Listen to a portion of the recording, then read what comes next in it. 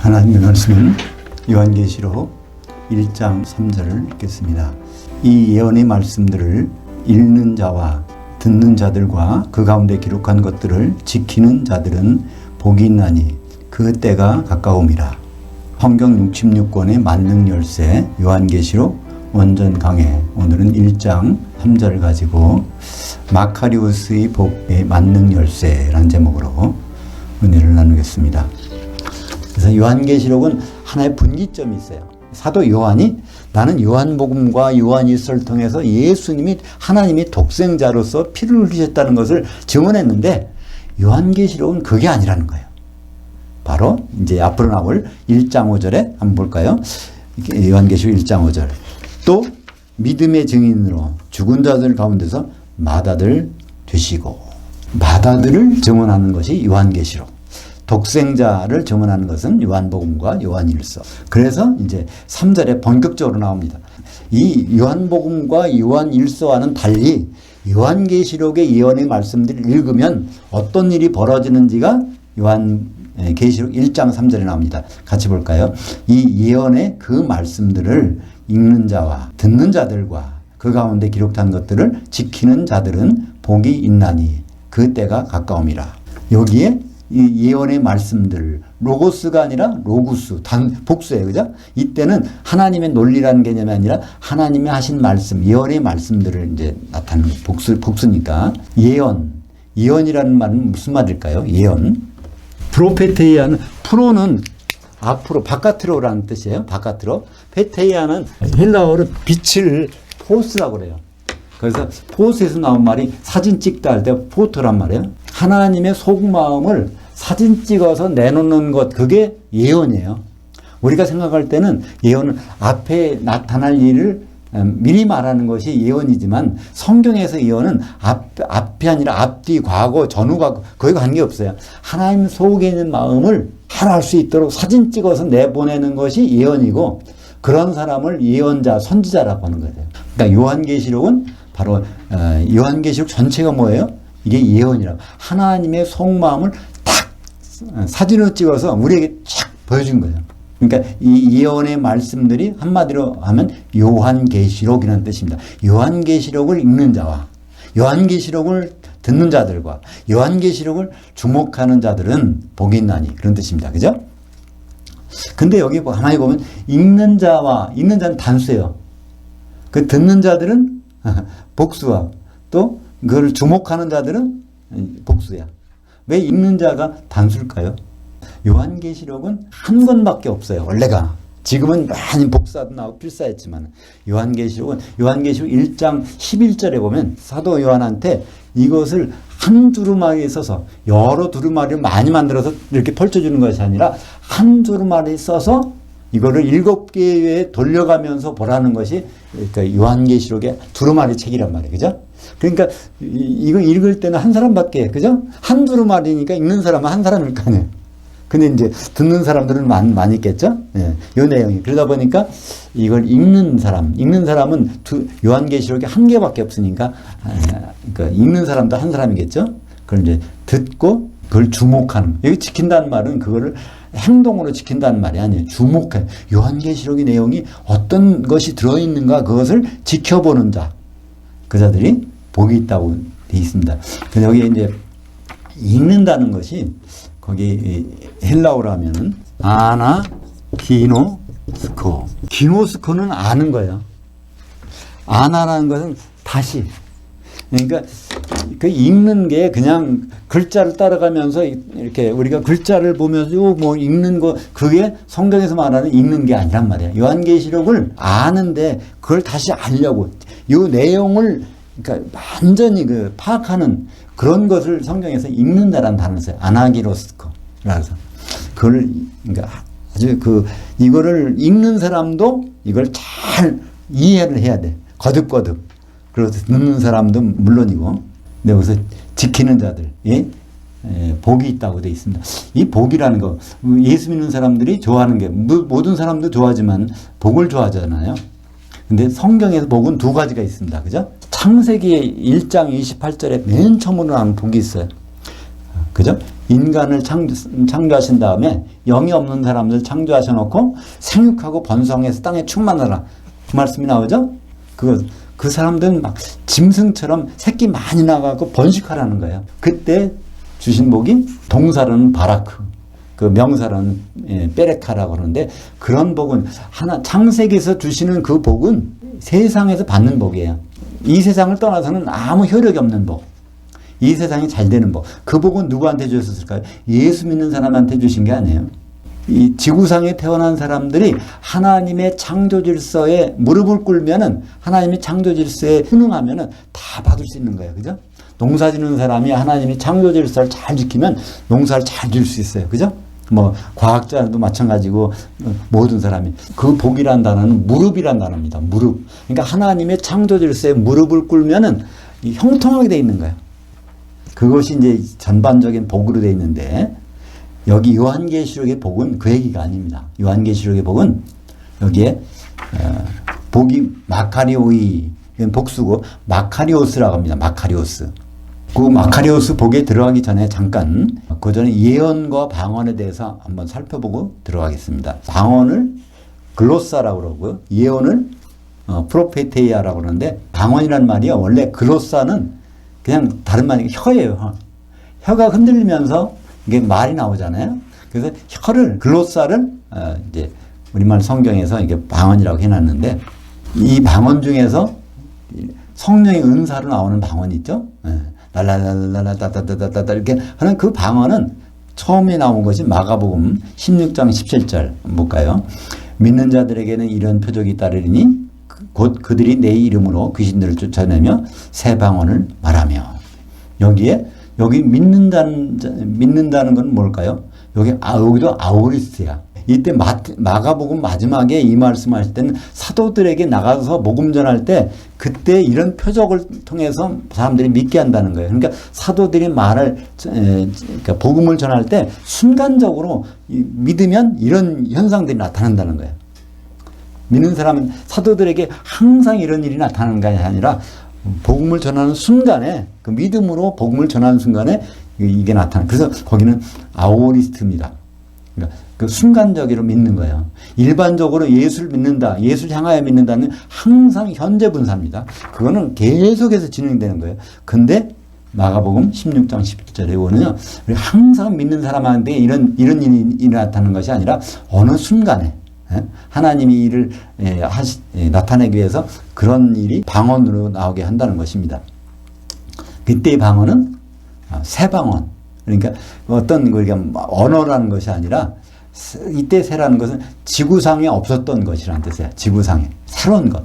그게 바로 날라라라라따따따따 하는 그런 알아들 수 없는 그것이 나타나는 것입니다. 그것이 언제부터 나왔죠? 오순절날 나타났죠. 오순절날 사도들이 막 이제 성령을 충만한 가운데 사도들은 무슨 말을 했어요? 사도들은 사도들은 원래 외국어를 못 하잖아요. 갈릴리 촌 사람들이에요. 근데 그 오순절날 거기에 모인 사람들이 전 세계 16개국에서 온 사람들, 그죠? 그러니까 뭐 그리스, 뭐 리비아, 뭐 로마, 모든 곳에서 온 사람들이 16개국에서 오순절날 유대인들이 모였는데 사도들은 거기서 막 방언으로 말한단 말이에요. 글로사로 말하는데 거기서 듣는 사람들은 뭐로 들어요? 디알렉토스, 자기의 지방 언어로 들었다는 거예요. 그러니까 바로 그날의 그 사도들이 각 디알렉토스로 말하는 것이 아니라 사도들이 갑자기 은사를 받아서 외국어로 막 말하는 것이 아니라 사도들은 그냥 혀만 진동해서 막 했더니 글로사로 막 혀를 떨었더니 듣는 사람들이 다 자기 지방의 말로 그 언어로 들었다는 거예요. 그러니까 그게 바로 방언의 은사가 나타나고 거기 동시에 방언 통역의 은사가 나타나서 듣는 사람에게는 그냥 자기 말로 들었다는 거죠. 한번 거기 볼까요? 사도행전 2장 4절. 그들이 다 성령이 충만함을 받고 성령이 말하게 하심을 따라 다른 방언들로 말하기를 시작하니라. 이 소리가 나매 큰 무리가 모여 각각 자기의 방언들로 제자들이 말하는 것을 듣고 소동하여. 그러니까 사도들은 글로사로 말했는데 듣는 것은 디알렉토, 자기 디알렉토, 자기 지방말로 들었다는 거예요. 그죠? 그래서 원래 방언이라는 것은 사람들이 알아들 수 있는 것. 내가 그 러시아 말을 하나도 모르는데 선교사를 갔더니 하나님이 은사를 주셔서 러시아 사람들에게 막 그 러시아어로 선교를 하게 했대. 그것은 방언이 아닙니다. 왜 아니냐면 고린도전서 14장 1절 2절 보겠습니다. 사랑을 추구하며 신령한 것들을 사모하되 특별히 예언을 하려고 하라. 방언을 말하는 자는 사람들에게 하지 아니하고 하나님께 하나니 이는 알아듣는 자가 없고 영으로 비밀들을 말함이라. 그러니까 방언에서 알아듣는 사람이 있으면 그거는 이미 그 은사의 방언이 아니란 말이에요. 그러니까 알아듣는 사람이 없어야 된다면 전 세계 언어는 결국 알아듣는 사람이 있을 거 아니에요. 그죠? 그러니까 그거는 실제로 은사의 한 방언은 아닙니다. 그죠? 그래서 고린도전서 14장 39절. 그런즉 내 형제들아 예언하기를 사모하며 방언 말하기를 금하지 말라. 그렇다면 우리가 지금 계속 예언과 방언을 해야 될까요? 지금. 그래서 방언 기도로 하면은요. 2시간 하기 쉬워요. 기도. 저도 그게 좋은 줄 알고 그걸 많이 사용했었는데 방언을 하다 보면 그냥 되게 편해. 단만 혀만 사용하면 되니까 시끄럽 기도하고 나면 속이 후련한 것 같아. 하나님이 다 들으셨겠지. 내가 방언으로 혀로 막 했으니까. 근데 성경에서는 이 방언, 예언 그것은 왜 주셨을까요? 교회에 덕을 세우라 주신 거예요. 그죠? 그래서 예언이라는 것은 사람이 알아듣는 말이니까 그건 바로 교회의 덕이 될 수 있어요. 근데 방언은 통역하는 사람이 없으면 알아듣지 못하니까 통역하는 사람이 없을 때는 그건 교회에서 하지 말라는 거예요. 혼자 가서 하든가.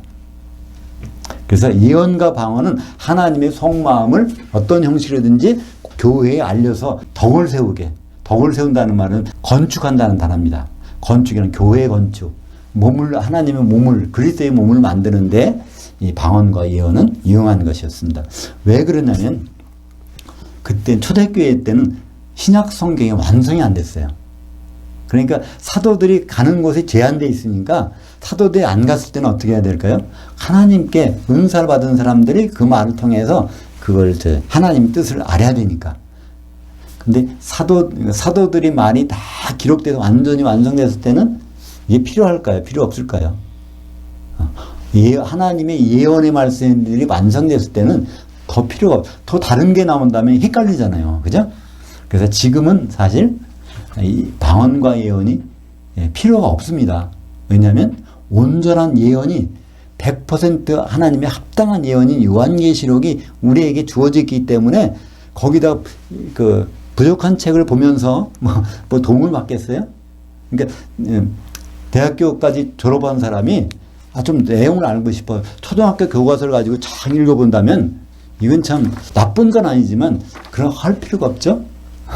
그거 마찬가지로 우리는 온전한 하나님의 예언을 다 갖고 있습니다. 마지막 예언을.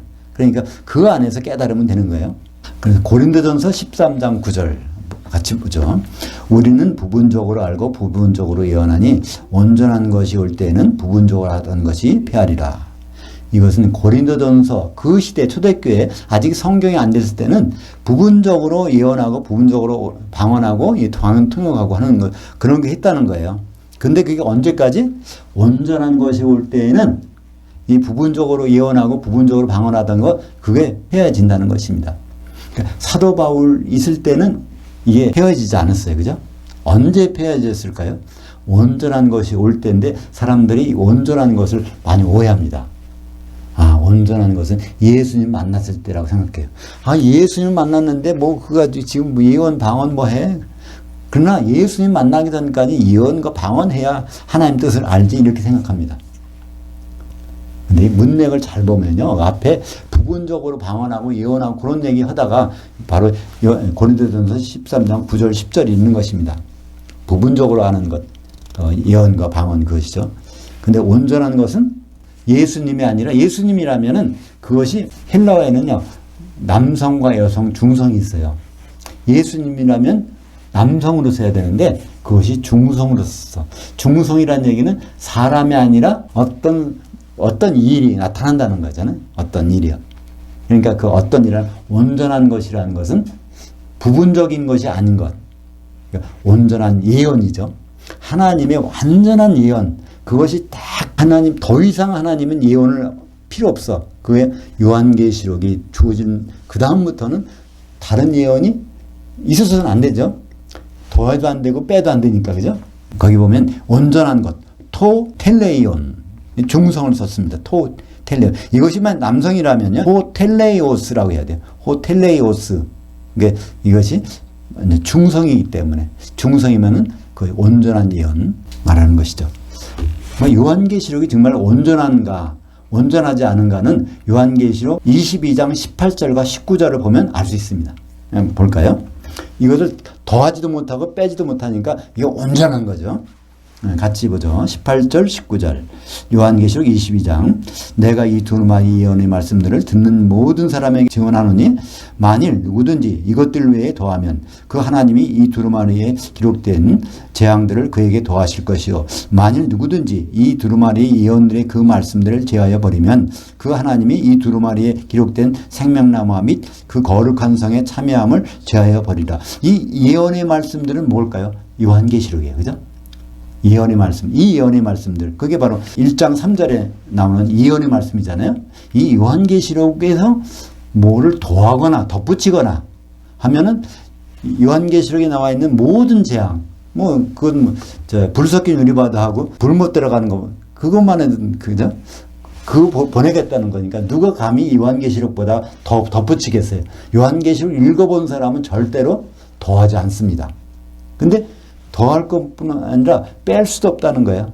요한계시록에 있는 내용에서 뭘 하나 빼버리면 새 예루살렘 성에 들어가는 것을 거기 못 들어가게 한다는 거예요. 새 예루살렘 성 밖에는 불못인데 결국 마찬가지예요. 그죠?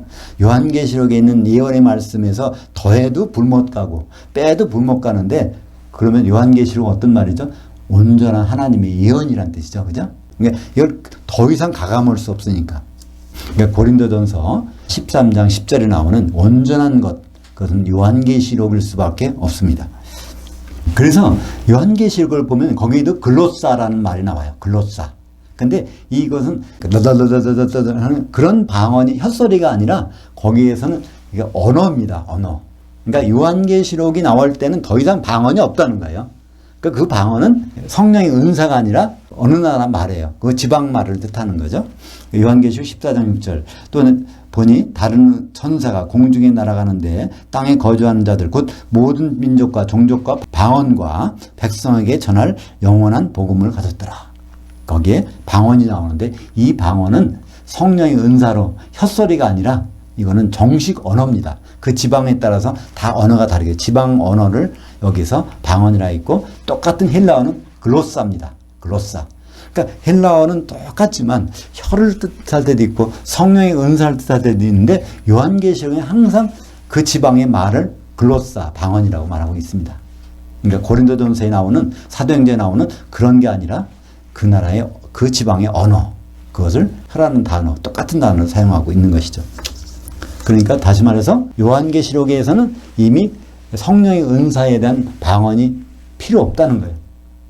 그 없을 것이 온전한 예언, 하나님 뜻이 있는데 거기 방언해가지고 통역해서 알아볼 필요 없잖아요. 그 다음에 이제 오늘 마카리오스의 복을 하고 오늘 마치도록 하겠습니다. 이 마카리오스의 복은 먼저 그 일반적인 복을 베레카, 바락, 이게 이제 복이고 이거는 복을 주다 동사인데 베레카, 바락, 이제 그것이 바로 창세기에 나오는 그냥 처음 나는 거예요. 그러니까 이 세상에서 잘 되는 복, 건강하고 생육하고 번성하고 해야 되니까 그런 복 있는가 하면 그거와는 다른 복. 바로 이거는 무슨 뜻이라고 했죠? 무릎이란 뜻이에요. 하나님의 창조 질서에 무릎을 꿇으면 이 세상에서는 잘 될 수 있어. 예수 믿어도 안 믿어도 그거 관계없단 말이에요. 그러니까 예수 안 믿는 사람도 부자 되고 건강하고 그렇잖아요. 그것은 바로 이런 베레카의 복, 바라크의 복을 가진 거예요. 그렇지만 또 하나의 복이 성경에 있습니다. 그것을 아슈레이라고 하는 복이 있어요. 아슈레이. 한번 볼까요? 아슈레이가 처음 나오는 문장이 신명기 33장 29절. 이스라엘이여 너는 행복한 사람이로다. 여호와의 구원을 너같이 얻은 백성이 누구냐? 그는 너를 돕는 방패시요 내 영광이 칼이시로다. 네 대적이 내게 복종하리니 내가 그들이 높은 곳을 밟으리로다. 이것은 바로 이스라엘을 축복하는 말씀이죠. 그러니까 신명기에 나오는 이스라엘이라고, 이스라엘은 원래 누굽니까? 야곱의 바뀐 이름이잖아요. 근데 신명기 이걸 기록할 때는 모세가 기록했는데 이 야곱은 죽었어요. 거의 400년 전에 죽은 사람이에요. 그러니까 여기서 이스라엘의 복이 있도다 하는 것은 이스라엘 백성을 말하는 것입니다. 그죠? 어떤 한 사람을 말하는 것이 아니라 이스라엘 백성을 말하는 거예요. 그죠? 그 이스라엘 백성은 구약 성경은 결국 누구를 증언하는 것이에요? 예수를 증언하는 것이고 예수 안에 있는 내용들을 미리 말하는 것이 구약 성경이에요. 그러니까 이스라엘이 복이 있다고 하는 것은 바로 영적인 이스라엘은 성도들을 많이 가르치고 있는 것입니다. 이 성도들이 어떤 복이 있냐면 아슈레의 복을 갖는다는 거예요. 이 아슈레라는 뜻은요, 아쉐르라고 하는 직선에서 온 거예요. 직선. 우리가 어떤 사람과 내 사이에 장애물이 많어. 하나님과 우리 사이에 어떤 장애물이 많어. 그러면 직선이 될 수가 없잖아요. 직선이 된다는 것은 장애물이 다 없어지는 거예요. 다시 말하면 하나님과 가장 가까운 거리에 있는, 그러니까 두 점을 연결하는 가장 가까운 것은 뭐예요? 직선이란 말이에요. 그죠? 곡선이면 굉장히 멀어지죠. 그러니까 아슈레이라는 복은 하나님이 방패가 되는 복이야. 하나님이 나의 칼이 되는 복. 그러니까 나를 가장 가까이서 지켜주는 거야. 결국 아슈레이 복은 하나님을 대면하고 하나님과 영원히 같이 산 복을 아슈레라고 합니다. 아슈레이. 이건 세상에는 없는 복이에요. 언제 있을까요? 주님을 만나서 그때 천년왕국에 그리스도와 더불어 왕노릇하는 그것이 바로 아슈레이 복인데, 그 신약에서는 헬라어로는 그거를 마카리오스라고 합니다. 그것을 다니엘서 12장 11절에 아슈레이 복이 맨 마지막, 구약 성경에서 맨 마지막에 나와요. 아슈레이 복이 어떤 복인지를 우리가 읽어보면 이해가 됩니다. 다니엘서 12장 11절과 12절. 매일 드리는 제사를 폐하며 멸망하게 할 가증한 것을 세울 때부터 1290일을 지낼 것이요. 기다려서 1335일까지 이르는 그 사람은 복이 있으리로다. 이것이 바로 후 3년 반이 끝나고 거기서 끝나니까 조금 더 기다려서 45일까지 기다리는 사람은 그게 아슈레이 복을 받는다는 거예요. 그러니까 후 3년 반 끝나고 45일 지나서 그 아슈레이 복을 받는다는 것은 우리는 이제 지금 어떻게 할 수 있죠? 전 3년 반, 후 3년 반, 그 다음에 일곱째 마지막 나팔이 여기에 일곱 대접의 재앙이 쏟아지는 그 다음에 예수님 오시잖아요. 그러니까 예수님을 만나는 복을 다니엘서에서는 아슈레이 복이라고 해놨습니다. 그죠? 아슈레이. 여기에 대한 그 날짜 계산에 대한 것은 나중에 기회가 되면 더 자세히 하도록 하겠습니다. 그래서 요한계시록에서는 그 마카리우스, 구약으로는 히브리어는 아슈레이, 헬라어로는 마카리오스, 이 복이 7번 나와요. 그 7번 나오는데 첫 번은 요한계시록 1장 3절에 있고, 두 번째는 어디 나올까요? 요한계시록 14장 13절 여기 나옵니다. 또 내가 들으니 하늘에서 음성이 나서 이르되 기록하라. 지금 이후로 주 안에서 죽는 자들은 복이 있도다 하시매 그 영이 이르시되 그러하다. 그들이 그 수고를 그치고 중간에 쉬리니 이는 그들이 행한 일들이 다름이라 하시더라. 그러니까 아슈레의 복은 어떻다는 걸 알 수 있어요. 죽은 다음에 받는 복이야. 그죠? 여기 주 안에서 죽은 사람들이 아슈레의 복을 받는다는 얘기예요. 그러니까 살아서 아슈레의 복은 그러니까 마카리스의 복은 없어요. 그죠? 죽은 다음에 그 복을 받는다는 건데, 그 사실을 알고 있으면 살아서 얼마나 마음이 든든할까요? 그죠? 예. 그래서 그 복이 중요한 거예요. 마카리스의 복을 죽은 다음에 다시 부활해서 주님과 함께 누리는 영원한 복이 있다고 생각하면 이 세상이 어렵거나 괴롭거나 슬프거나 그것이 별 문제가 안 된단 말이에요. 그죠? 그래서 여기에도 중간에 쉰다는 것은 죽는 것부터 중간에 쉰다. 하프타임이라는 것은 후반전이 부활부터 우리의 인생은 후반전이 시작된다는 얘기입니다. 그죠? 예수님 오셔서부터 우리의 본격적인 인생이 시작되는 거란 말이에요. 그죠? 우리가 지금 숨 쉬고 사는 것은 전반전이고요. 우리가 죽는 순간부터는 그 하프타임, 중간에 잠깐 쉬고 있다가 예수님 오면 부활해가지고 그때부터 후반전을 맞이하는 거예요. 그때 예수님과 더불어 같이 밀접하게 부착돼서 있는 것이 마카리오스. 그렇지 않으면 거기서 떨어져서 불 섞인 유리바다가 천년 지내고 있는 건 그건 마카리스 복이 아니죠. 그다음에 세 번째로 요한계시록 16장 15절입니다. 같이 보죠. 보라, 내가 도둑과 초련이 누구든지 깨어 자기의 옷을 지켜 벌거벗고 다니지 아니하며 자기의 부끄러움을 보이지 아니하는 자는 복이 있도다. 이것도 이 복도 주님을 만나서 있는 복이죠, 그죠? 예수님이 도둑까지 올 테니까 자기 벌거벗고 다니지 말라는 얘기야. 그러니까 어떤 옷을 입어야 될까요? 그리스도의 옷, 그죠? 그리스도의 옷은 어떻게 입습니까? 갈라디아서 3장 17절. 성령으로 세례받은 자는 그리스도로 옷 입었느니라. 그죠? 성령 속에 같이 성령의 옷을 입고 있다는 얘기는 교회를 이루고 있다는 거죠.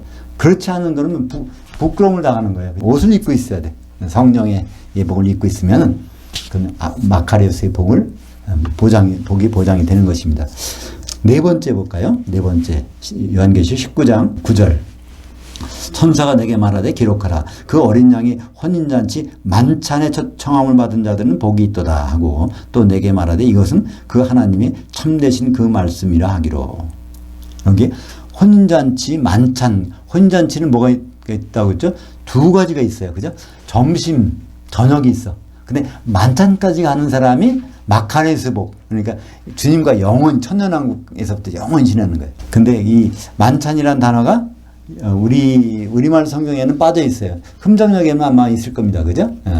그 혼인잔치는 만찬까지 가야 돼요. 만찬을 데이프논이라고 합니다. 오찬을 아리스톤. 이 단어가 마태복음 예수님이 직접 말씀해 주셨어요. 마태복음 22장 4절. 여기 한번 보죠. 다시 다른 종들을 보내며 이르되 청한 사람들에게 이르되 내가 오찬을 준비하여 나의 소와 살찐 짐승을 잡고 모든 것을 갖추었으니 그 혼인잔치에 오소서 하라 하였더니. 그래서 길가에 나가서 모든 만나는 사람마다 다 붙잡아다가 내 집을 채우라. 그래서 거기에 이제 혼인잔치 집을 딱 채우는 거예요. 이 말을 보통 어디 사용하죠? 전도하는 데 사용합니다. 막 길가에 나가 모든 사람들을 교회에다 앉혀놓으라는 얘기입니다. 그렇게 사용되는 걸까요? 그게 아니에요. 그죠? 혼인잔치, 이제 마지막 때가 되면 혼인잔치 거기에 오찬에는 모든 사람들이 거기 참여해야 됩니다. 그게 바로 휴거죠. 우리는 휴거대에서 좋다고 할 게 없어요. 휴거되는 순간부터 이제 그리스도 심판대가 시작되는 거니까. 그래서 그날 저녁에 예복 입은 사람은 바로 만찬까지 들어가는 거죠. 그죠? 그래서 그 만찬이 있기 때문에 그러니까 혼인잔치 오찬과 만찬 두 개 들어가야 되는데 그게 마태복음 25장 10절에 있습니다. 그들이 살아간 사이에 신랑이 오므로 준비했던 자들은 그 혼인잔치 들에 들어가고 문이 닫힌지라. 그러니까 기름을 준비한 5처녀, 기름이 없는 5처녀는 거기 못 들어가는데 기름을 준비한 5처녀들은 혼인잔치 들에 들어가는 거예요. 만찬까지 들어가는 거죠. 그죠? 우리는 그냥 이거 한번 이 문장을 읽고 끝나지만 이건 참 심각합니다. 다 우리가 등을 들고 예수님을 기다리잖아요. 다 기다렸는데 거기서 큰 차이가 나. 휴거돼서 오찬까지만 가고 쫓겨난 사람이 있는가 하면 거기 휴거돼서 오찬까지 갔다가 만찬까지 가는 그게 있단 말이에요. 다섯 번째 마카리오스의 복을 보겠습니다. 계시록 20장 6절. 이 첫째 부활에 참여하는 자는 복이 있고 거룩하도다. 둘째 사망이 그들을 다스리는 권세가 없고 도리어 그들이 하나님과 그리스도의 제사장들이 되어 1000년 동안 그리스도와 더불어 왕노릇하리라. 그러니까 마카리오스의 복은 어떤 복이에요? 천년왕국에서 예수님과 같이 왕노릇하는 복이 이게 마카리오스 복이야. 그 다음에 여섯 번째 22장 7절. 보라 내가 속히 오리니 이 두루마리 예언의 그 말씀들. 이게 뭡니까? 요한계시록이죠. 지키는 주목하는 자들은 복이 있으리라 하더라. 이걸 많이 본 문장이죠. 이게 어디 나왔을까요? 오늘 1장 3절에 그게 나오죠.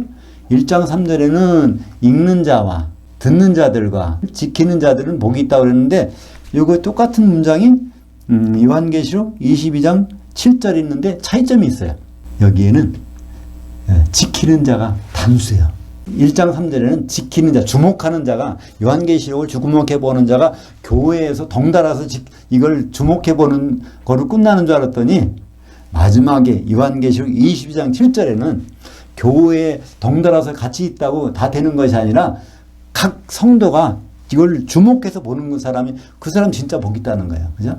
남들과 어우러서 같이 있다고 덩달아서 있다고 해갖고 그게 진 복이 아니라는 거예요. 바로 각 사람이 다 그걸 주목해서 기름을 각자 준비해야지 그래야 복이 있다는 겁니다. 마지막으로 요한계시록 22장 14절. 자기 두루마리를 빠는 자들은 복이 있으니 마카리오이.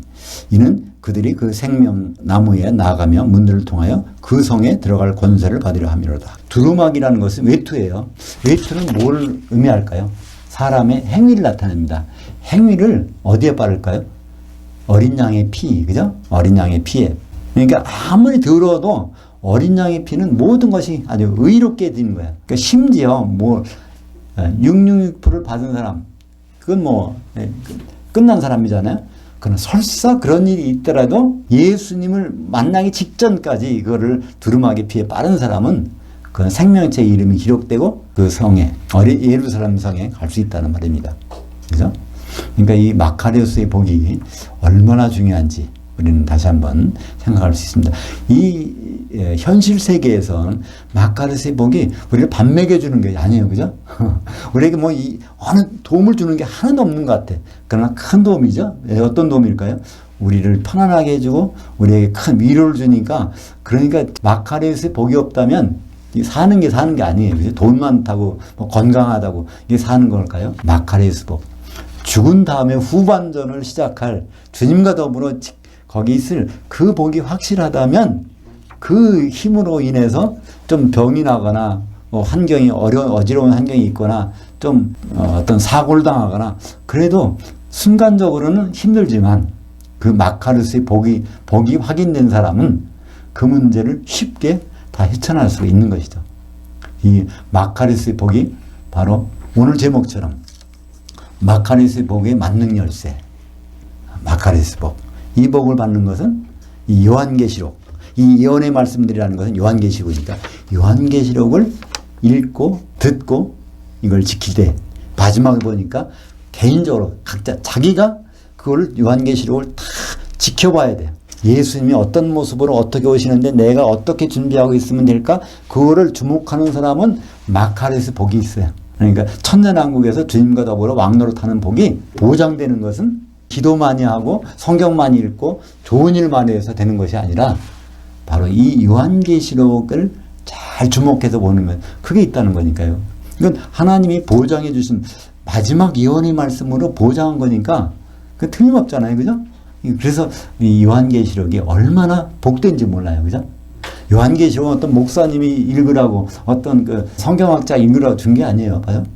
바로 하나님의 자녀라면 또 주님을 사랑하는 사람이라면 가장 좋은 만능 열쇠를 줬는데 이거 말고 다른 거를 한다면, 물론 다른 것도 성경을 볼 필요가 있지만 이 요한계시록을 읽고 듣고 이거를 주목해 보는 사람, 하나님의 주신 만능 열쇠, 그건 언제든지 효력이 있는 겁니다.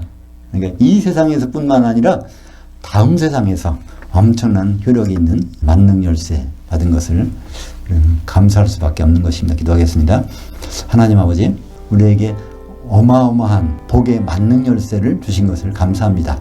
우리가 그냥 읽고 지나쳤지만 그것을 읽는다는 자체가 우리가 이 요한계시록을 거듭 알아가며 하나님이 주신 복의 크기와 넓이와 깊이가 어떠한지를 깨닫고 이 세상을 이기며 살아갈 수 있도록 인도하여 주시옵소서.